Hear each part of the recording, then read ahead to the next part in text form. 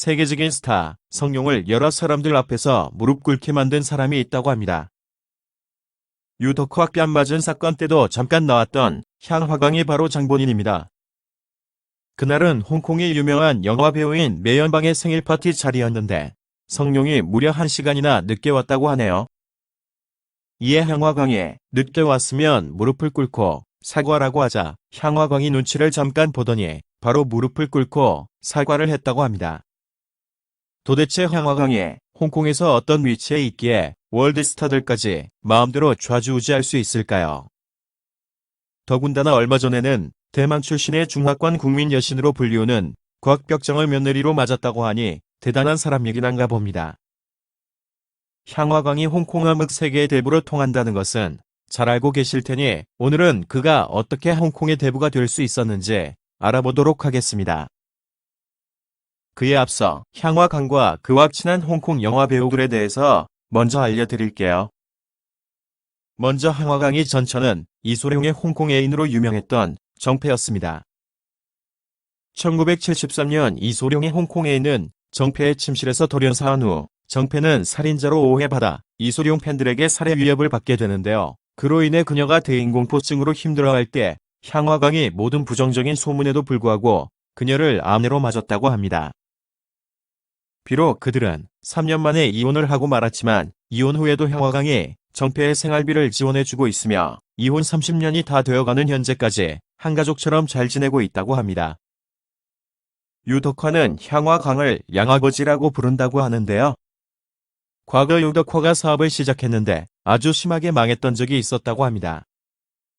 그 당시 너무 힘들어서 자살까지 생각하고 있었을 때 향화광이 한국 돈으로 50억 정도를 빌려줬다고 합니다. 그리고 입방정으로 유명한 영화배우 증지위와의 일화도 있습니다. 증지위가 홍콩의 유명 여가수인 용주의 치아가 못생겼다고 면전에서 흉을 본 적이 있다고 합니다. 이 소식을 듣고 화가 난 향화광이 증지위를 불러 그의 뺨을 수차례 때렸다고 하네요. 그리고 홍콩의 미녀 여배우 장백지와의 일화도 있는데요. 장백지의 아버지가 도박에 중독되어 도박빚이 많았는데 그 빚을 갚지 못하자 향화광이 나서서 그 도박빚을 청산하는 데 도움을 주었다고 합니다. 하지만 요즘은 영화 촬영 문제로 인해 둘의 사이가 별로 좋지 않다고 하더군요. 이렇게 홍콩 암흑세계와 연예계의 대부로 통하는 향화광은 의외로 어릴 때 아주 가난하게 살아서 끈이도 챙기지 못할 정도였다고 합니다.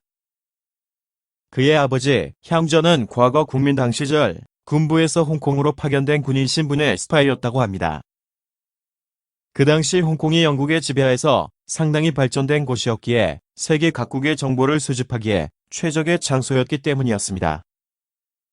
그러던 1941년 일본이 홍콩을 점령하면서 개인적인 스파이 활동에 많은 제약을 받자 그는 당시 홍콩에서 비교적 큰 세력이던 의한방이라는 조직에 가입하게 됩니다. 당시 중국 국민당 정부의 군부 고위 간부 출신이었던 그는 조직 내에서 곧 두각을 나타내며 그 조직의 실권을 장악한 후 1947년 조직 이름을 신의 안방으로 고치고 그 조직을 더욱 확장하여 많은 기밀 정보들을 수집한 후 중국으로 넘겼다고 합니다. 일본이 패망한 후 다시 홍콩을 손에 넣은 영국은 향진이 중국 스파이인 것을 알게 되고 1953년 그를 홍콩에서 추방했으며 그와 동시에 조직이 붕괴될 기로에 서게 됩니다. 이때 향화광의 아버지 향전은 13명의 아들 중 홍콩에 있던 당시 20대였던 자신의 큰아들 항어염에게 보스 자리를 맡으라고 합니다. 공부벌레 스타일이었던 큰아들은 마지못해 그 자리를 맡게 되었는데 뜻밖의 능력을 발휘하여 홍콩에 난립하던 조직들을 통합하며 홍콩을 대표하는 명실상부한 세계적인 조직으로 성장시키게 됩니다. 80년대에 이르러 조직원 수가 10만 명이 넘었으며 그 조직원들이 홍콩의 각계각층에 포진하면서 그 위세에 놀라 많은 기업들이 그들에게 보호비를 상납했다고 합니다. 또한 홍콩 정치인 및 경찰 간부들까지 매수하였으며 세계 유명 조직들과 동맹을 맺어 그 위세를 더욱 확장시켰다고 합니다. 그러던 1987년 홍콩 정부가 부패와의 전쟁을 추진하면서 조직을 보호해주던 경찰 간부들과 조직의 보스였던 향화염이 구속되게 됩니다. 하지만 조직의 보스에서 물러난다는 조건으로 석방이 된 그는 자신의 아버지가 그랬듯 보스 자리를 자신의 배다른 동생인 향화강에게 물러주게 됩니다. 그동안 동생을 전혀 돌봐주지 않았던 큰 형이었지만 어려운 환경에서도 영화 배우가 된 후 자신의 영화 제작 회사를 만들어 크게 성공한 향화강이 조직을 맡는 것이 좋겠다는 판단에서였다고 합니다.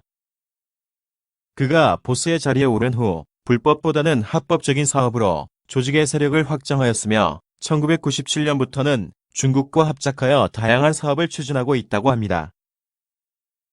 과거 음지를 지향하던 이미지에서 양지로 나아가는 길을 선택하였지만 오늘날 향화강이 이끄는 그 조직의 위세는 홍콩뿐 아니라 세계적으로도 여전히 건재하다고 하는군요. 초미의 관심사인 차기 보스 자리는 얼마 전 중화권 국민 여신과 결혼한 향화강의 아들 향저가 맡을 것이라는 의견이 유력하다고 합니다.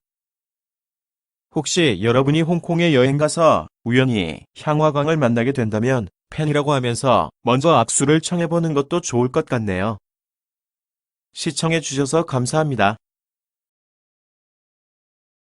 시간 나시면 구독, 좋아요 부탁드립니다.